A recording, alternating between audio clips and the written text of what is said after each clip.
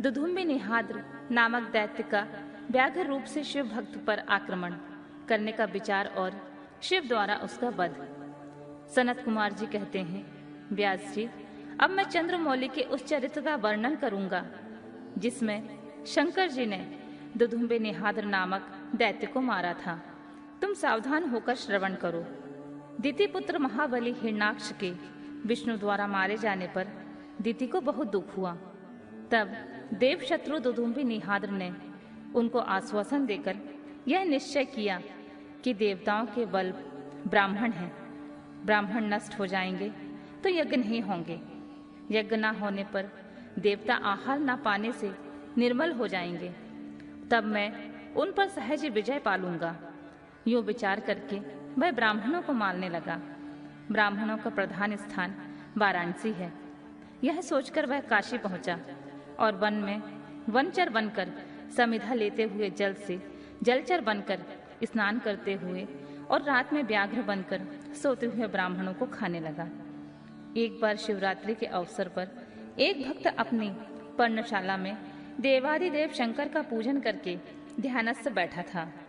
बलाभिमानी दैत्यराज दुधुम्बि निहाद्र ने व्याघ्र का रूप धारण करके उसे खा जाने का विचार किया, परंतु वह भक्त दृढ़ चित्त से शिव दर्शन की लालसा लेकर ध्यान में तल्लीन हो रहा था। इसके लिए पहले से ही मंत्र रूपी अस्त्र का विन्यास कर लिया था। इस कारण वह दैत्य उस पर आक्रमण करने में समर्थ न हो सका।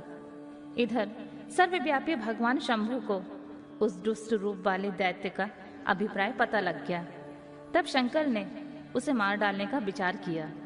इतने में जो ही उस दैत्य ने व्याघ्र रूप से उस भक्त को अपना ग्रास बनाना चाहा, त्यों ही जगत की रक्षा के लिए मणि स्वरूप तथा भक्त रक्षण में कुशल बुद्धि वाले त्रिलोचन भगवान शंकर वहां प्रकट हो गए और उसे बगल में दबोचकर उसके सिर पर वज्र से भी कठोर घूंसे से प्रहार किया।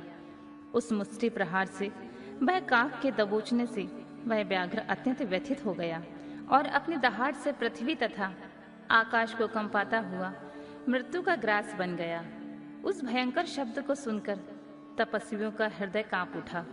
वे रात में ही उस शब्द का अनुसरण करते हुए उस स्थान पर जा पहुंचे।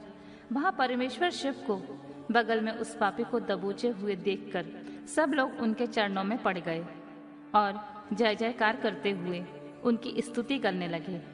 तदनंतर महेश्वर ने कहा, जो मनुष्य यहाँ आकर श्रद्धापूर्वक मेरे इस रूप का दर्शन करेगा, निसंदेह मैं उसके सारे उपद्रवों को नष्ट कर दूंगा।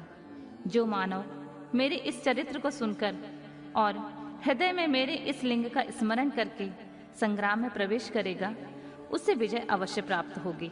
मुने, जो मनुष्य व्याघ्रेश्वर के प्रकट से संबंध रखने वाले इस परमोत्तम चरित्र को सुनेगा अथवा दूसरों को सुनाएगा, पढ़ेगा या पढ़ाएगा, वह अपनी समस्त मनोवांछित वस्तुओं को प्राप्त कर लेगा और अंत में संपूर्ण दुखों से रहित मोक्ष का भागी होगा।